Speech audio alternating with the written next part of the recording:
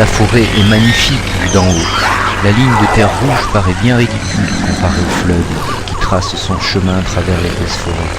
Il ressemble à un énorme serpent sombre et sinueux. Sa surface brille sous le soleil du matin. L'oiseau de fer vole plus haut que l'aigle, plus vite que le faucon, et c'est sans doute aussi le plus vorace des rapaces, si je me réfère à tous les animaux prisonniers de son monde. Tous se sont tus maintenant. Reste le vrondissement de l'oiseau, car c'est aussi le plus bruyant des oiseaux. Et ce n'est pas fait pour diminuer la panique qui règne parmi les animaux captifs. Où les emmène-t-on? Et pourquoi? Notre reine est-elle encore en vie? Sommes-nous au moins sûrs de la trouver là où nous allons? Élie s'interroge, m'interroge, interroge les prisonniers. Mais nul ne peut répondre à ces questions. Il m'avoue aussi que, sans moi à ses côtés, il serait mort de peur depuis longtemps. Il trouve que je suis un détective formidable. Il est très bien, ce petit. Pendant ce temps, le paysage a complètement changé.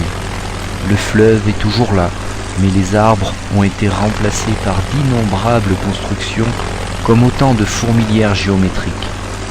L'oiseau de fer perd de l'altitude. Nous approchons vraisemblablement du but.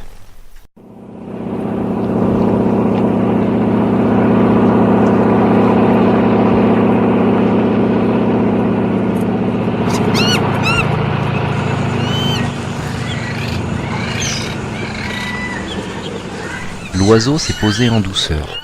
Des Indiens blancs recouverts d'une seconde peau orange ouvrent son ventre de métal. Vite!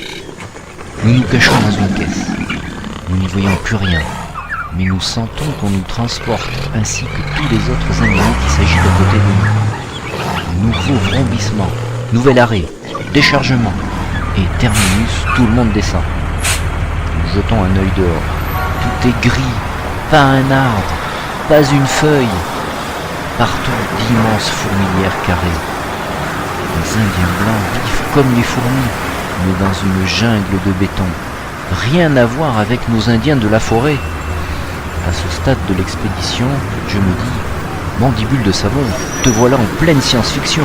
Fini les entrelacs de lianes, tu n'es plus chez toi. Il va falloir faire preuve de jugeote et d'intuition pour retrouver ta chère reine ici. Et hop!